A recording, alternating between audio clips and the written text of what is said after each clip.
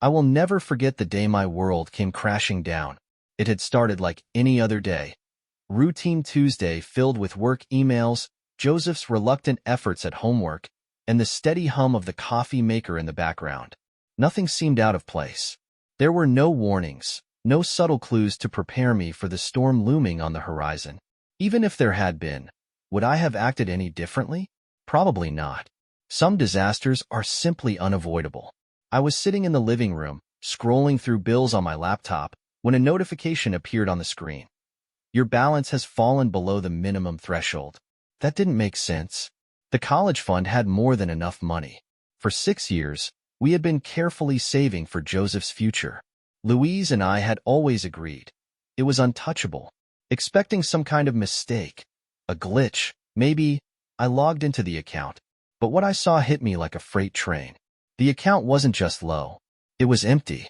Not a single dollar left. No cents, no transactions, nothing. Louise, I called out, my voice unsteady. No answer. She wasn't home. I grabbed my phone and dialed her number. Straight to voicemail. My pulse was pounding in my ears when Joseph wandered into the room, casually munching on an apple. "Where's Mom?" I asked. He shrugged. She said she had to go somewhere. My hands trembled as I switched over to our joint credit card account. Deep down, I already knew what I would find, but I had to see it. And there it was, transaction after transaction. Flights, luxury hotels, expensive restaurants. Louise was across the country, indulging in a lavish getaway, spending the money we had saved for our son's future. I clenched my jaw, forcing myself to hold it together. Joseph didn't need to see me fall apart, but it was nearly impossible. My mind was spinning with a million questions. How could she do this?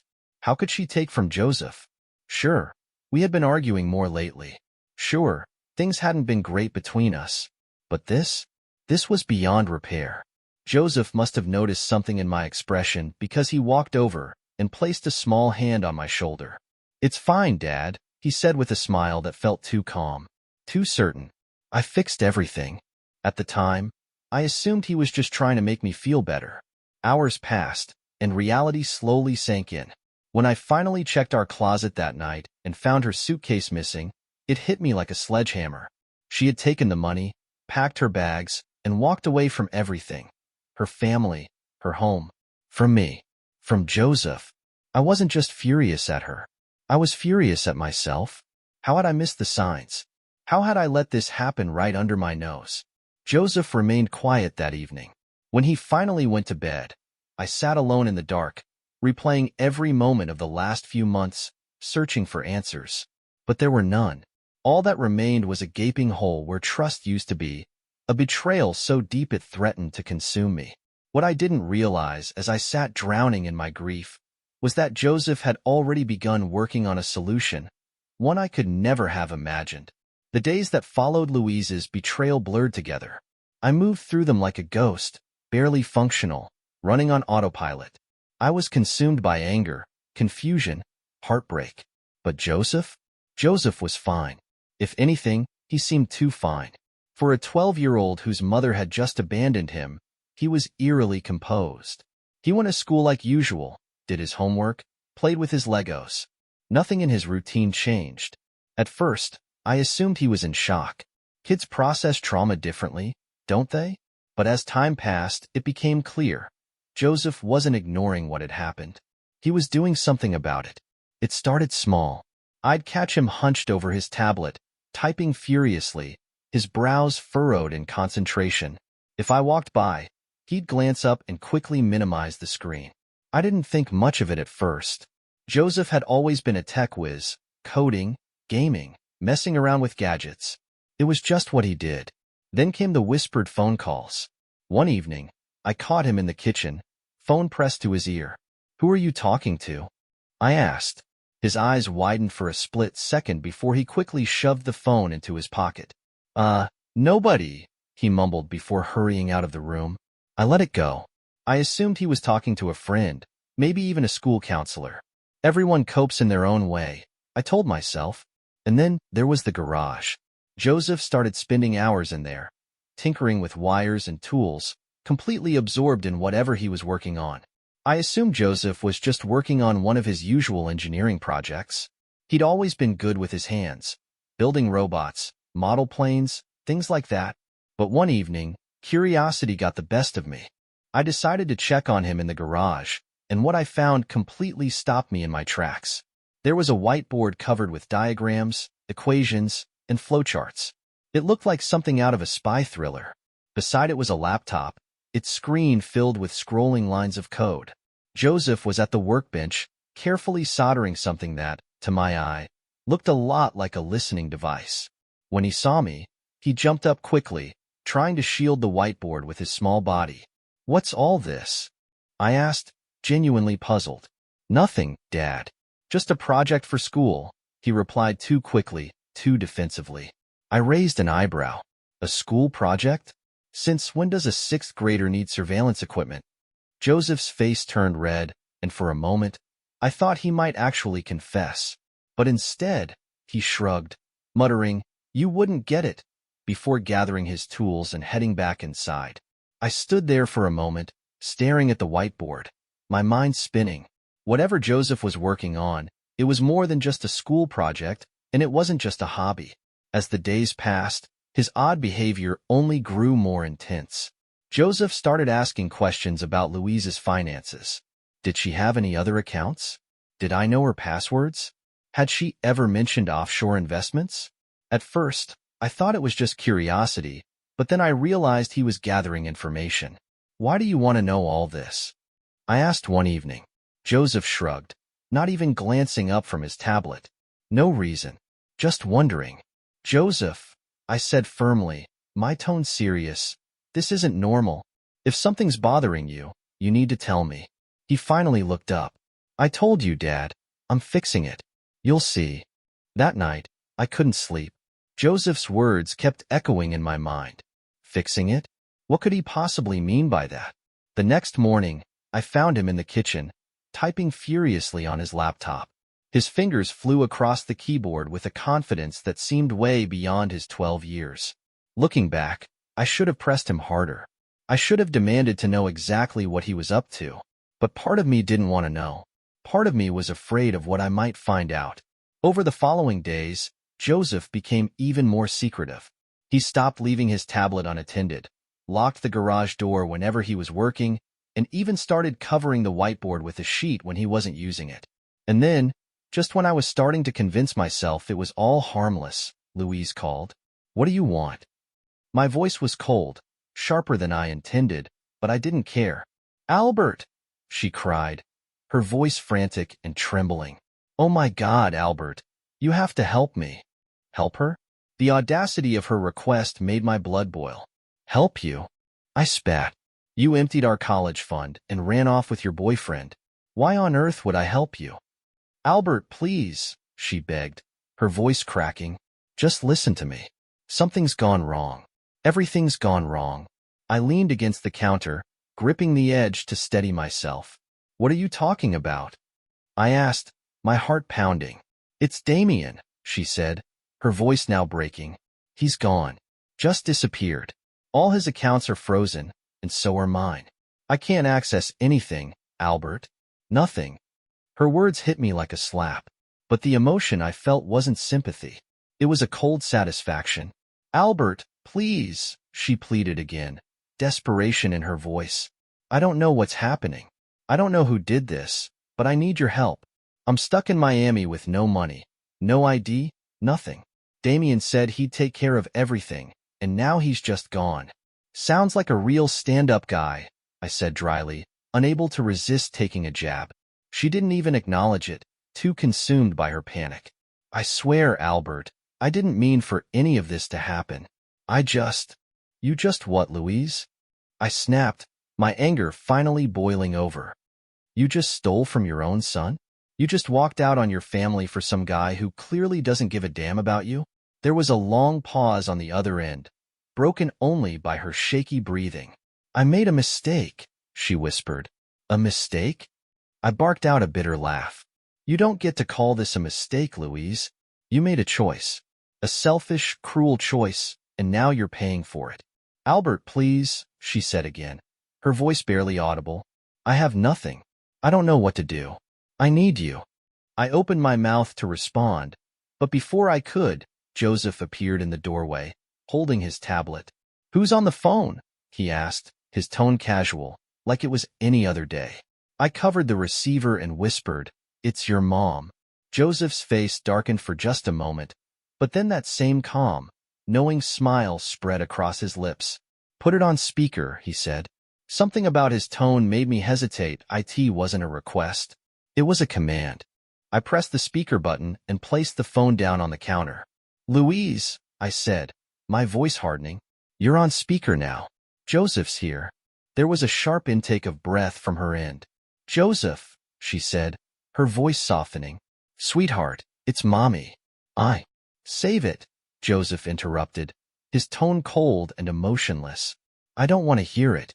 "Joseph, please," she pleaded. "I know I hurt you. I know I made a mistake, but—" "You didn't just make a mistake," he said, cutting her off again. "You betrayed us. You stole my future. And now you're calling us because you want our help. That's pathetic." I stared at him, stunned. This wasn't the voice of a 12-year-old. This was the voice of someone much older, someone wiser, someone darker. "Joseph," Louise whispered, her voice breaking, "I'm your mother. I love you." "I don't feel sorry for you," Joseph said bluntly. "If you really loved me, you wouldn't have left. You wouldn't have stolen from me. You chose Damian over us, and now you're paying the price. You deserve this." "Joseph, please," she sobbed. "I'm begging you. Please help me." He smiled then, a chilling, confident smile that sent a shiver down my spine. "Don't worry, Mom," he said. "I already did." "What?" she asked, her voice filled with confusion. "Let's just say," he replied, his tone almost gleeful, "Damian won't be around to hurt anyone anymore, and neither will you." The line went dead. I stood there, staring at Joseph, my mind racing. "What did you do?" I whispered. He looked up at me, his eyes calm, almost proud. "I told you, Dad," he said. "I fixed everything." When Joseph said those words, "I fixed everything," I didn't know whether to feel proud, horrified, or completely confused.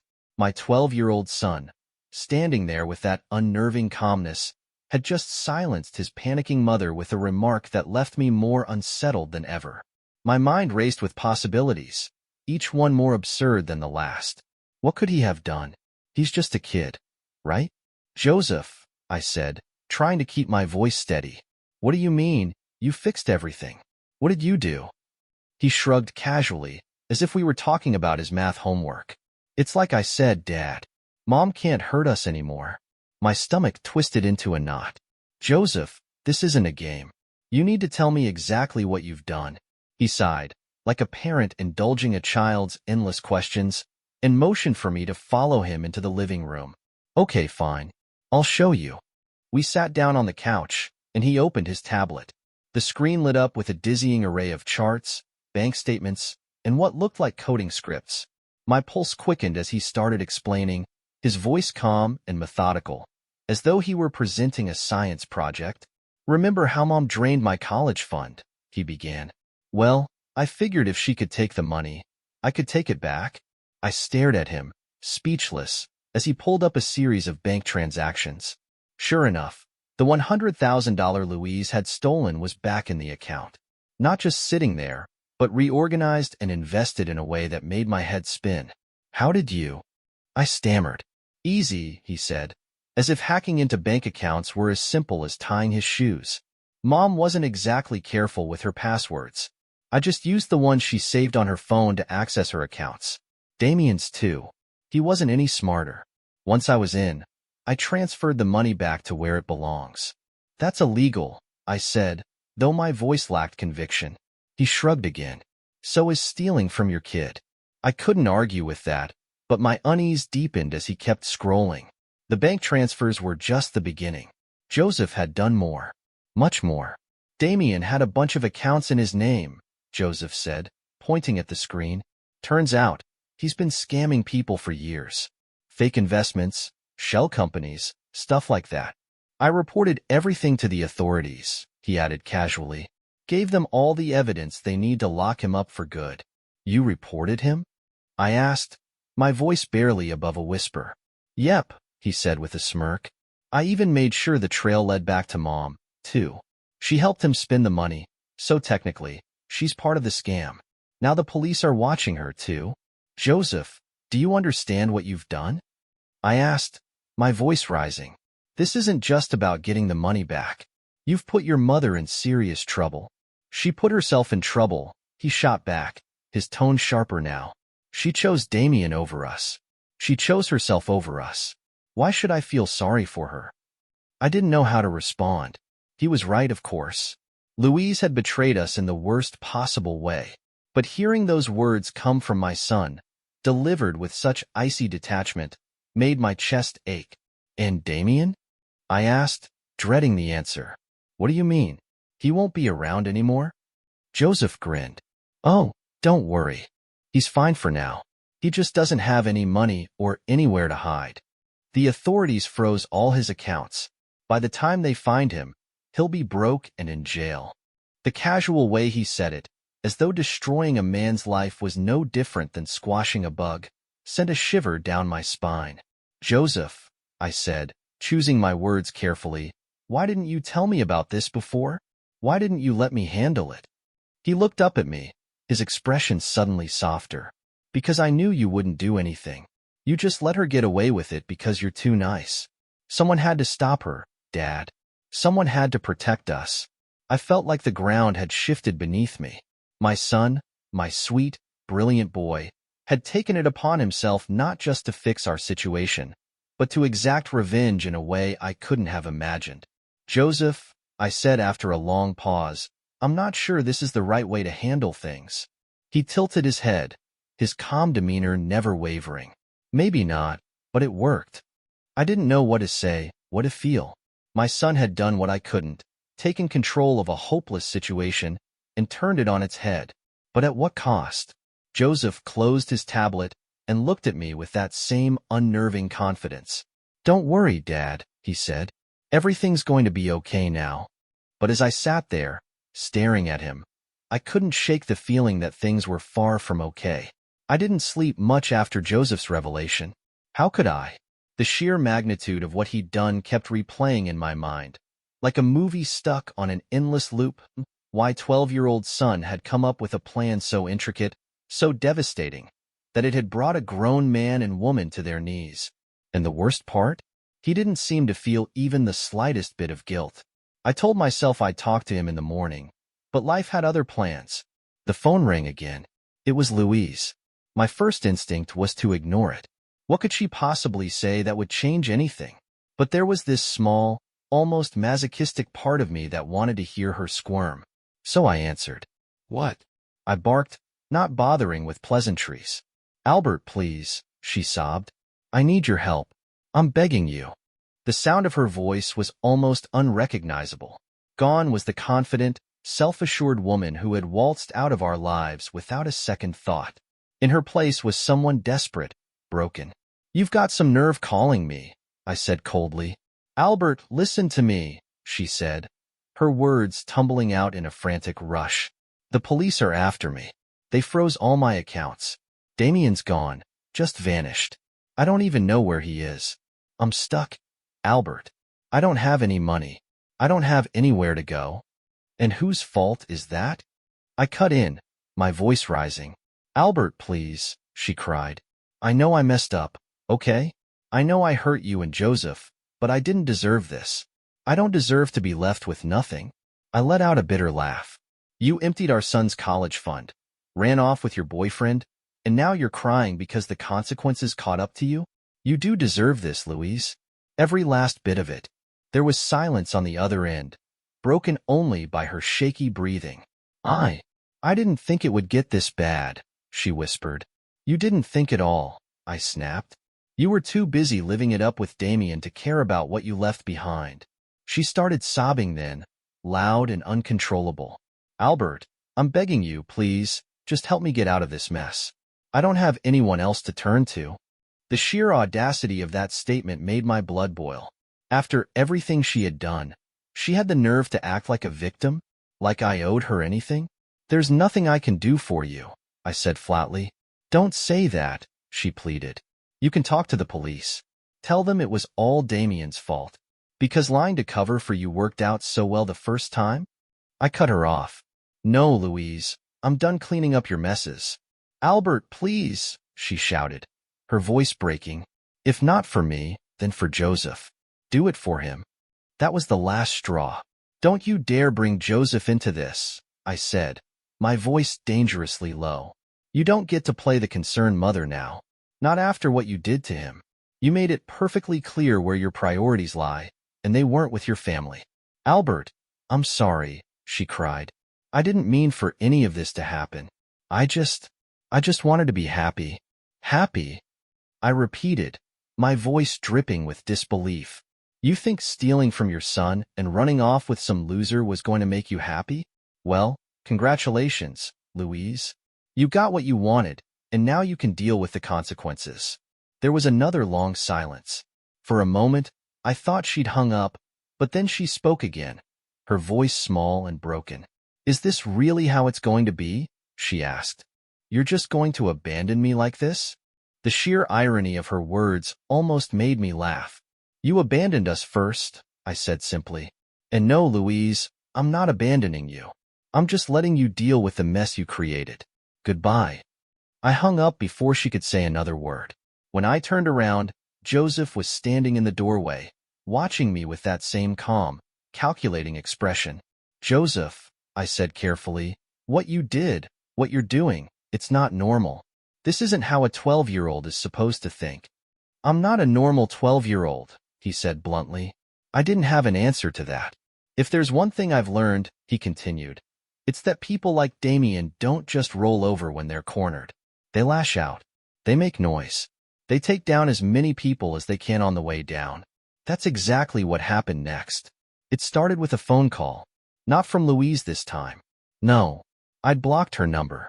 This one came from a number I didn't recognize.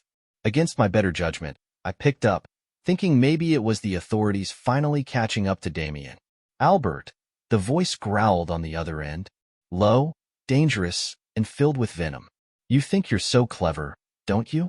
I froze. Damian, I said, my voice flat. Shouldn't you be in hiding by now? He let out a humorless laugh. Oh, I'm in hiding, all right. Thanks to you and your little brat. You think you can ruin my life and just walk away? I glanced toward the living room where Joseph was sitting on the floor, calmly assembling a model car as if nothing in the world could touch him. For a moment, I considered denying everything, playing dumb. But what was the point? Damian already knew. You got what you deserved, I said, keeping my tone even. You stole from my family. You didn't think there'd be consequences? You don't know who you're dealing with, he snarled. You think this is over? It's not over. Not by a long shot. What are you going to do, Damian? I asked, my patience wearing thin. You're broke. You're wanted. You're finished. Maybe, he said, his voice chillingly calm. But I'm not going down alone. I know where you live, Albert. I know where your son goes to school. And if you think I'm just going to sit back and let you ruin me, you're dead wrong. My blood ran cold. He wasn't bluffing. Damian was many things. A liar. A thief. A coward. But he wasn't the kind of man to make empty threats. You stay away from my son, I said, my voice shaking despite my best efforts. Or what? He taunted. You gonna sick your little hacker on me again? Go ahead. Let's see how far he... I hung up before he could say another word. My hands were trembling as I set the phone down on the counter. For a moment, I just stood there, staring at it, trying to process what had just happened. Who was that? Joseph asked, his voice startlingly calm. Damian, I said, turning to face him. He knows what you did, and now he's threatening us. Joseph didn't even flinch. Let him try, he said. His tone so cold it sent a shiver down my spine. Joseph, this isn't a game, I said, kneeling down in front of him. This man is dangerous. We need to call the police. No, Joseph interrupted, his voice firm. The police won't do anything until it's too late. But I can handle this. Joseph. Dad, he said, cutting me off again. Trust me. I've got this. I wanted to argue, to tell him that this was too much for a 12-year-old to handle, that it wasn't his job to protect us. But the look in his eyes stopped me. It wasn't the look of a scared child. It was the look of someone who had already made up his mind. That night, Joseph disappeared into the garage again, locking the door behind him. I didn't have the energy to stop him. I stayed up, pacing the living room, replaying Damian's words over and over in my head. It wasn't until well past midnight that Joseph finally emerged. He looked tired but satisfied, a small smile tugging at the corners of his lips. "It's done," he said simply. "What's done?" I asked. He handed me his tablet, and my heart sank as I read the screen. He'd tracked Damian's location using some kind of GPS spoofing software. Not only that, but he'd hacked into Damian's burner phone, recording every threatening message he'd sent. And then, to top it all off, Joseph had sent an anonymous tip to the authorities with all the evidence they needed to arrest Damian. "Joseph," I said, my voice a mixture of awe and disbelief, "do you have any idea what you've—" "I stopped him," he said matter-of-factly. "He can't hurt us now." I wanted to believe him. I wanted to believe that this was the end of it, that Damian would be caught, and we'd finally be safe. But deep down, I knew better. People like Damian don't give up that easily. Sure enough, the next morning, I woke up to find a brick through our front window. Attached to it was a note, scrawled in messy, angry handwriting. "This isn't over. Joseph," I said cautiously, "maybe we should leave. Go somewhere safe until this blows over." He looked up at me, his expression calm and unshaken. "We don't need to run, Dad," he replied. "I have one more move to make." I stared at him, my heart pounding. "What do you mean, one more move?" He smiled then, a small, chilling smile that sent a shiver down my spine. "You'll see." I couldn't shake the unease that came with Joseph's words. "You'll see." He said it so casually, so confidently, as if the chaos that had overtaken our lives was nothing more than a game he was determined to win. But this wasn't a game. Not for me. Not when I'd spent the night cleaning up shattered glass and taping cardboard over the broken window, wondering if Damian would show up next with something worse than a brick. The next 2 days passed in tense silence. Joseph went about his routine as though nothing had happened, but I could feel the gears turning in his mind. Then it happened. It was late in the afternoon when the doorbell rang. My stomach sank.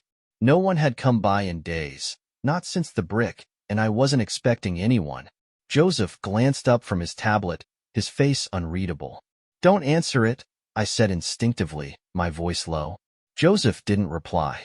He just stood up, walked to the door, and peered through the peephole. Then, without hesitation, he unlocked it and swung it open.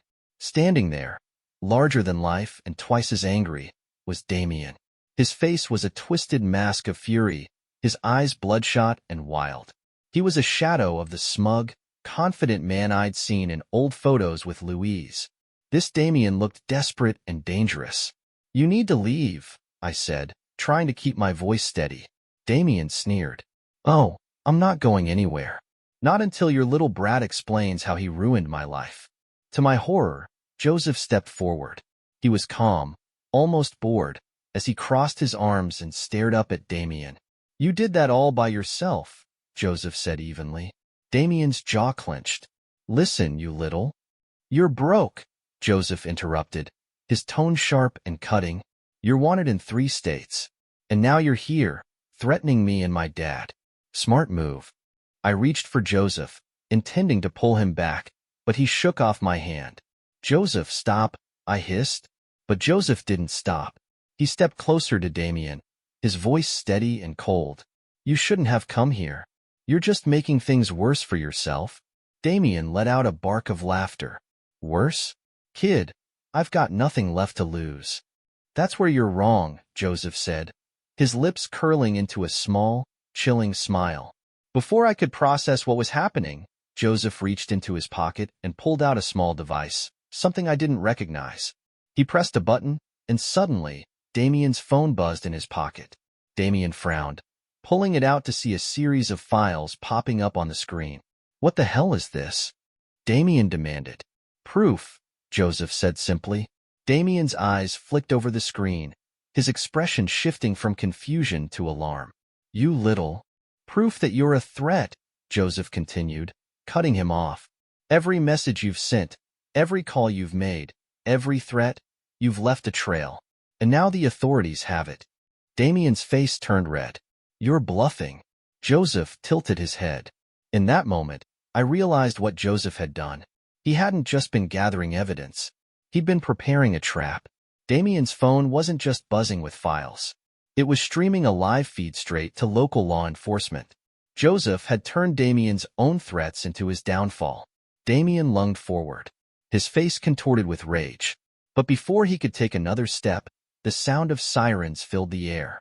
Joseph didn't flinch. That'll be for you, he said calmly. Damian froze, his eyes darting toward the window. The flashing blue and red lights confirmed it.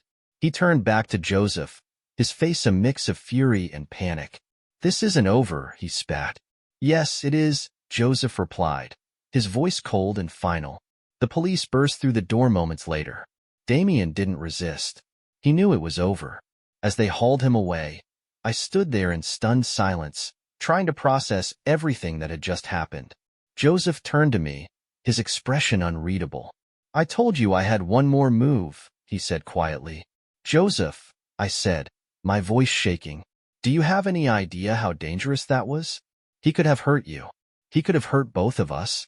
But he didn't, Joseph said, his tone matter of fact. And now he's gone. Joseph looked up at me, his eyes calm but tired. It's over now, Dad. We're safe. I thought that was the end of it. Damian was out of our lives. Joseph had gone back to his usual routine, and I could finally focus on rebuilding what little was left of our family. But then, Louise called. Again.